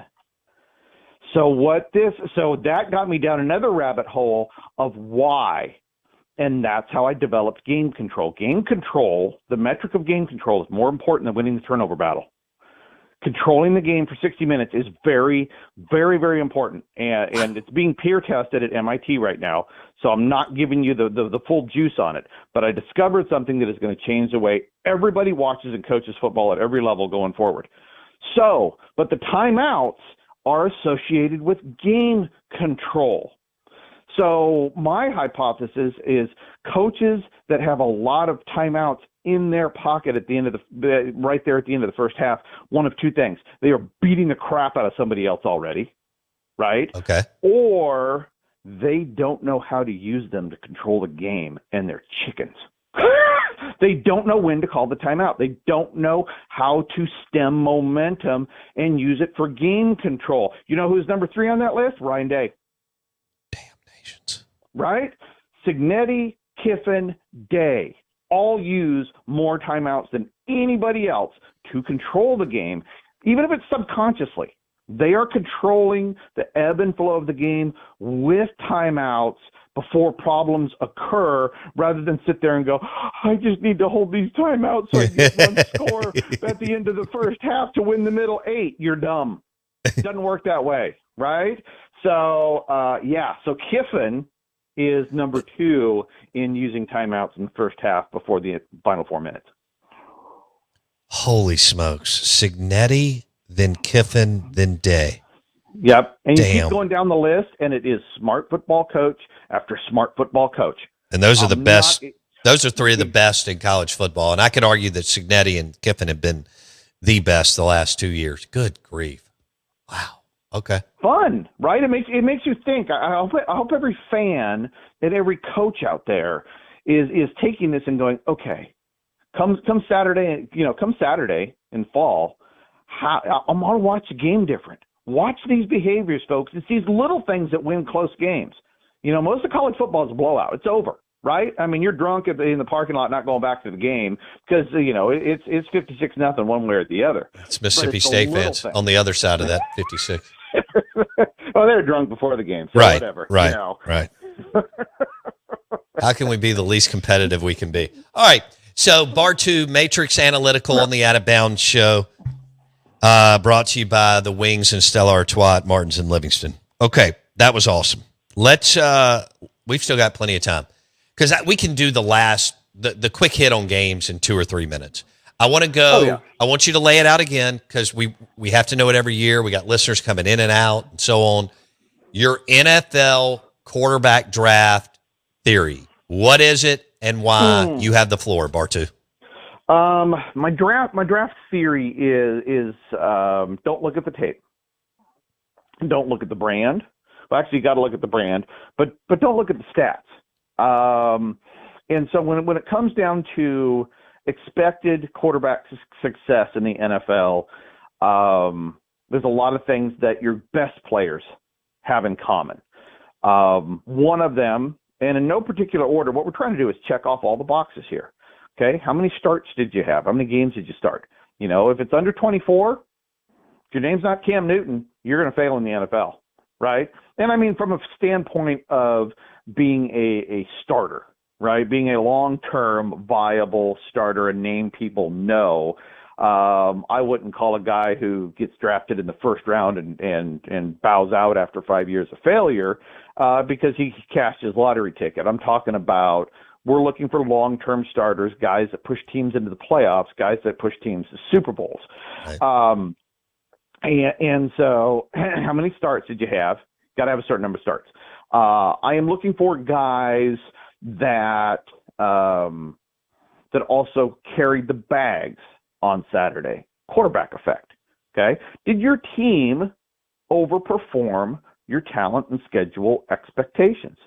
Right. That was like so SEC wise, that was one of the number one reasons why Richardson out of Florida. I said that guy was going to be terrible. You did. I kind of died on that hill on your show a few times. Yeah. Right. I mean, and the number one reason that I felt he was going to be terrible is he could not get Florida to perform up to even average potential. That team was terrible the whole time he was there. Right. That guy doesn't win football games in the NFL. You can't win on Saturday. You're not winning on Sunday. Period. And so you look at that. I think that is a big factor in the quarterback class this year. I mean, how many guys are on the board right now, quarterbacks, that elevated their team above talent? Not many.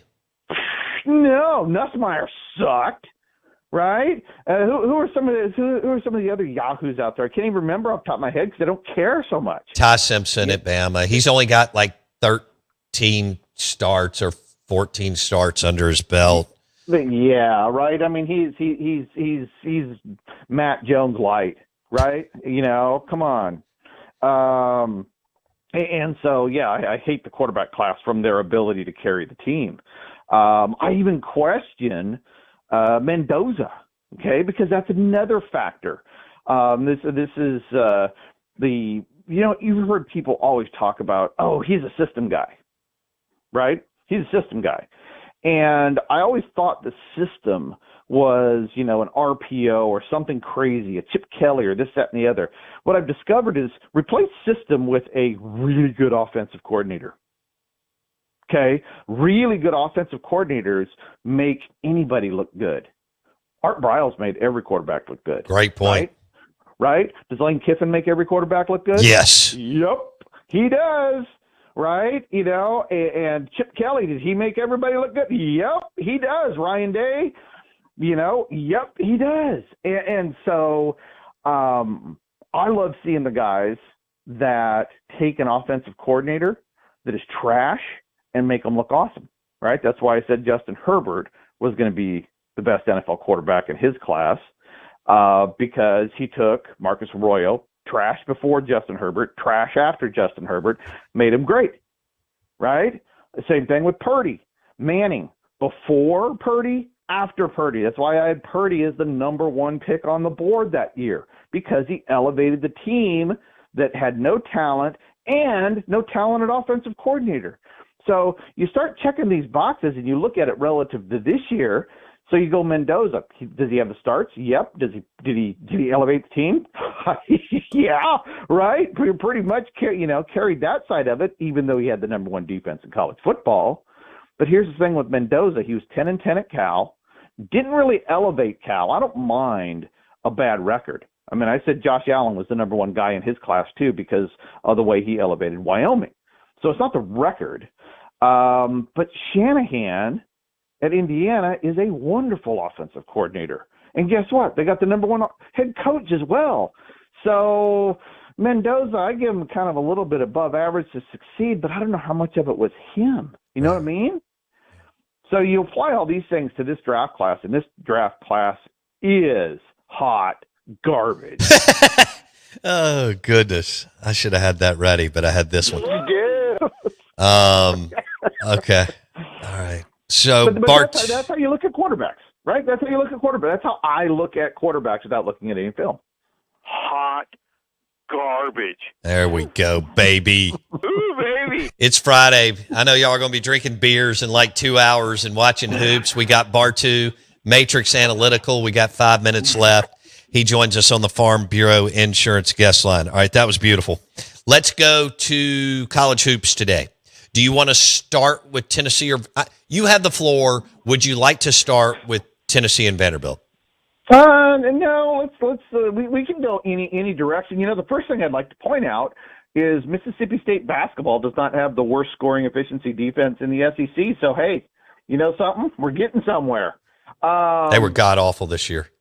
Oh, dude, they're 287th in the SEC. But the worst defense is Texas at 330th. So maybe we'll say that about football when you fire one of the best defensive coordinators in the country and replace him with a guy who hasn't called plays in over a decade. So, how about for our listeners, Bartu's referencing the Longhorns fired Pete Kwiatkowski, who Bartu has one as top 3 DC in the country, and replaced him with Will Muschamp, who's solid but hasn't called plays in a decade. And Mississippi State basketball finished 287th in defensive scoring efficiency, and the Texas Longhorns with Sean Miller, who's actually a good coach, finished 330th in defensive scoring efficiency. That is garbage.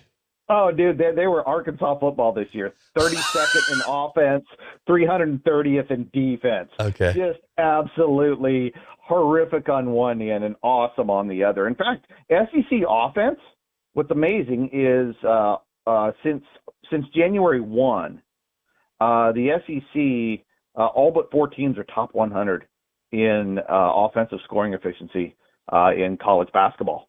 The best scoring efficiency belongs to Arkansas in the SEC since January 1. So I know everybody likes Florida, and Florida is the most balanced team. Top top 50 offense, top 50 defense. Nice. But that Georgia offense and their defense, Georgia, if they can squeak in, if there was a team in the SEC that I like coming into it that might be playing better basketball, even though the record doesn't indicate it. I really like Georgia there, and I like Arkansas's offense. Defense at 185th, not so much, but the offense in the top 10 is pretty wicked good. So very just like football, very offensive-oriented conference, and, chicks dig the long ball. So no, they have a freak, Darius Acuff, their freshman of the year, and player of the year in the SEC for Cal. All right, Kentucky, these lines just went up in the last hour. Kentucky, Florida's laying 11.5. What do you think, Bartu? I'm taking Kentucky on this one. Okay. When I look at my breakdown, okay, and I'm referencing my focus still on college basketball is scoring efficiency. The team that has the best offense and defensive scoring efficiency still has the highest correlation with winning basketball games. But down here at Kentucky, again, not great on defense, but the Florida offense hasn't been there in the last half of the season, like maybe we're used to seeing it before. And so I'm flipping. Okay, so Kentucky, it's at plus 13.5. What'd you say? Florida's laying 11.5. 11.5. Okay, last night it was at 10.5. Right. So this is getting juiced up. Right. Kentucky in the last 10 weeks, so since conference play started, Kentucky number 6 in offensive scoring efficiency. Gators 83rd. Defensively, we got Kentucky at 114. Not bad. Remember, there's 361 teams. Right. Florida's defense has been really good. 13th. Wow. Okay? So I'm projecting this as a 1.5 point game. So the problem with my model is big lines. It's scary. Big lines is where it airs. So I'm just cautioning people there. But I will take right now on air. I will take Kentucky plus 11.5. And the projection is 150.5. So I think the lean is under in this game. You're probably at 159, 160.5 on the total right now. It is 159.5. You nailed it. Bartu, I got 30 seconds. Tennessee and Vanderbilt. Yeah. Vanderbilt's laying 1.5. Vanderbilt minus 1.5. What do you think? That one scares the heck out of me, but I'm leaning Tennessee slightly in this one. I got Tennessee by 4.6 points instead of the 1.5. So we'll take Tennessee to win and cover and move on today. Love you, buddy. Have a good weekend. See you, man. Take it easy, bro. Bar2, Matrix Analytical, Diamond Dave. Everything will be on Spotify and Apple Podcasts. Search Out of Bounds with Bo Bounds. And you can find it on YouTube. Our YouTube channel is on fire. Jackson has it cooking. Search Out of Bounds Sports. Have a great weekend. Enjoy it all. Soak it up. Mudbugs is open this afternoon. Throughout the weekend. We'll see you Monday.